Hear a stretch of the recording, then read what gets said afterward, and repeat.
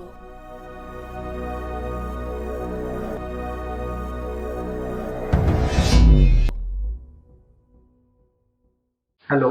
welcome to yet another interesting topic from IILR Academy. I am Sanket. Today's topic is molecular basis of eye color. You must have seen a lot of people and sometimes you must have noticed their eye color. Some of them are green, some of them are grey, some of them are blue, and some the most common eye color, which is the brown, deep brown or almost black eye color. Do you know which portion of the eye is colored? It is the iris. Yes, the same iris which also controls the opening and closing of the pupil from which the light enters into our eye. So how is the eye color determined? The eye color is determined by varying degrees of the pigment melanin. The melanin is produced by melanocytes which are present inside the iris of the eye. You must have noticed that a lot of people have bluer or greener eyes, but they are not actually blue or green, but it is actually because of the different concentration of brown pigment melanin. Let's have a look at this diagram. As you can see on the left hand side, there are number of melanocytes in the iris, and on the right hand side, it shows the color of the eye. In the first picture you can see there are a lot many melanosomes, hence more amount of the brown pigment melanin, and the color of the eye is deep brown.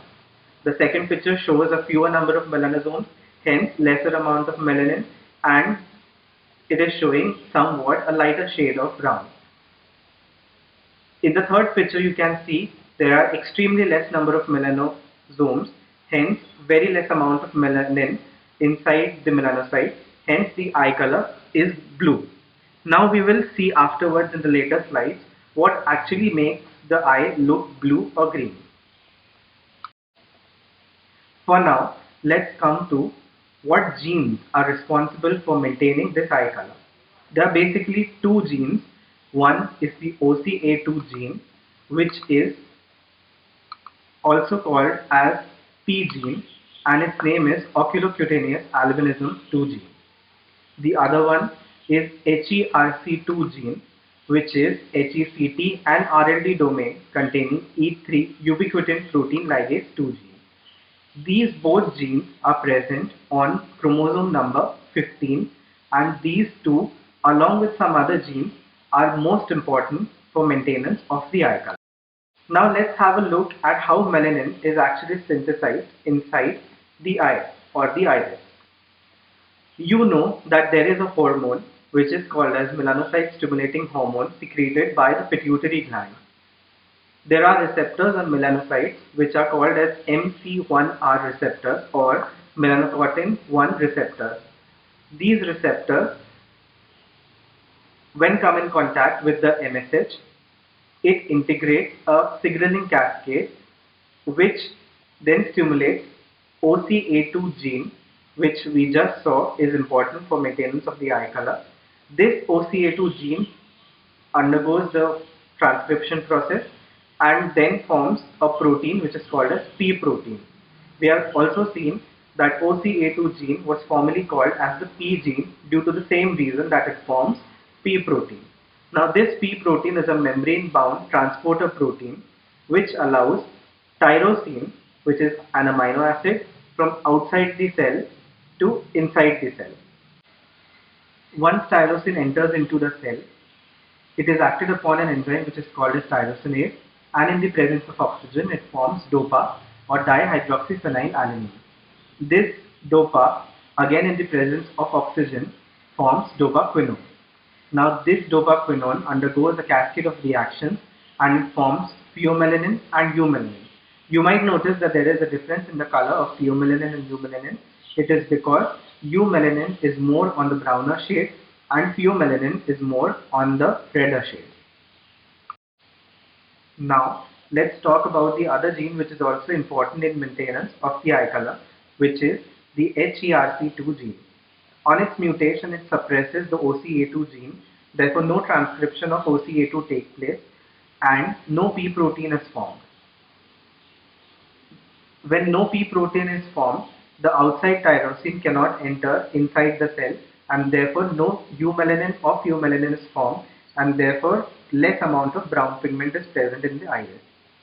There is another pigment which is called as lipochrome, which is produced by the ECIL1 gene that imparts yellow color. Let's come back to the same topic that we left earlier, which is how concentration of melanin affects the eye color.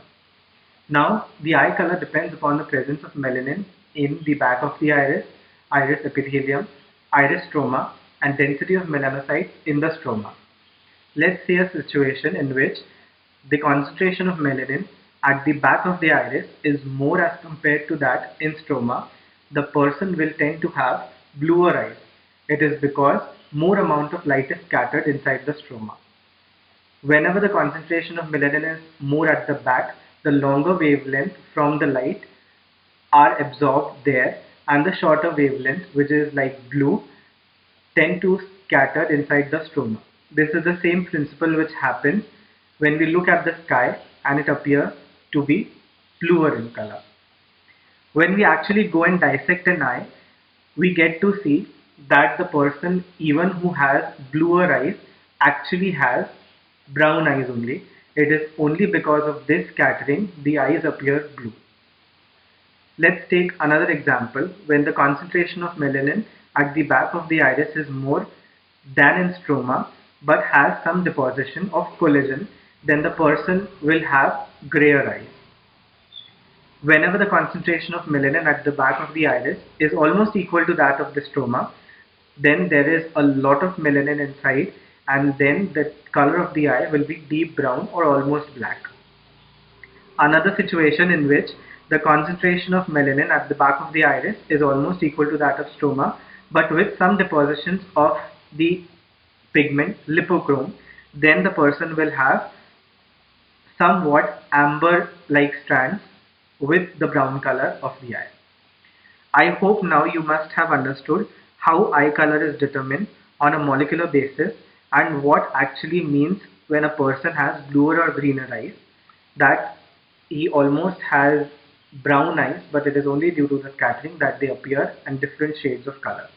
There are a lot many enzymes and genes that also help in determination of the eye color, but the two main that we have studied are most important, and some other reasons, like for example, if a person has albinism, then there is extremely less amount of melanin throughout the body and also then the iris, and the person will have bluer eyes. I hope you must have understood the brief explanation about how eye color is determined inside our bodies. I wish you would like and share our video, subscribe to our channel, and also press that bell icon so whenever a new video is uploaded, you'll get the notification on your device. Thank you very much.